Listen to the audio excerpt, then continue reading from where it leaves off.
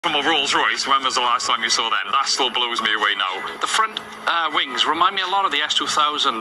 It's that sort of era of the Japanese cars. They were quite flared, quite Going for the muscly look, wouldn't they? Yeah, they were. Yeah, even though they weren't muscle cars, but hey ho. But yeah, a couple of things I want to point out the difference between the R3 compared to the standard RX8. First things noticeably is the 19-inch forged wheels. Because the originals came on 18s, and that was considered a big wheel. But back then, to have forged 19s is pretty impressive. Wheels, exactly. It has a lot nicer rear bumper. You have the side skirts, and the front aero is actually a lot nicer. It's a lot lower, a lot deeper. It ties in really well with it, doesn't it? It does. It flows so well as well. It's all like leveled, right? It's all perfect. It sits right, and that's also thanks to the Bilstein shocks, which is one of what I consider the biggest upgrades for the R3. Yeah, well, the handling on these cars anyway were really good, but obviously it sharpened it up, stiffened it up a lot more with the Bilstein.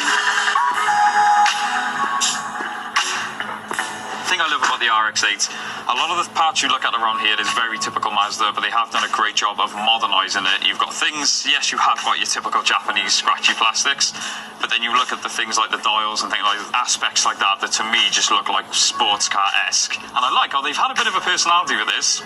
For those that don't know, there are many videos on YouTube what a rotary engine is compared to a piston engine, and they've got little hints of that all around the interior. Main thing is the gear knob. I don't know what they were thinking with the handbrake, but I was just about to mention that. When I looked through the window of it, I was like, that's really cool. It's pointless, but that's really cool. I'm sure there is a reason for it, and I'd love to know why. So if any of you guys know, let us know. This generation of Mazda, the amount of toys on this thing, Liam was telling us it's got cruise control, it's got all of your audio controls on the steering wheel, it's got automatic climate control with air conditioning. Some things you would kind of expect. It's got the 6-disc changer with hands-free Bluetooth. Some more funky things.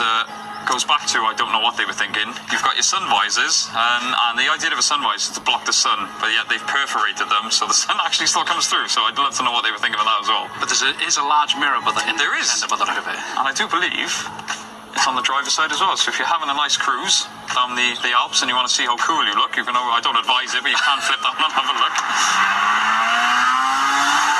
So one of the main features on this car that stands out from its competition was the rear suicide door. There's a couple of funky quirks to go with it. A lot of people don't realise you can't actually open the rear door without opening the front. And although people would see that as an inconvenience, if you think of this car as a coupe with the benefit of a rear door, then I think you'll be fine.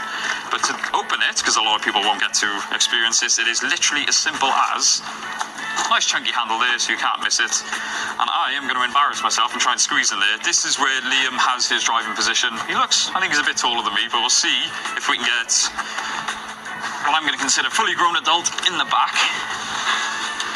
Okay, so although the knee room, my knee is touching the back, they've done a great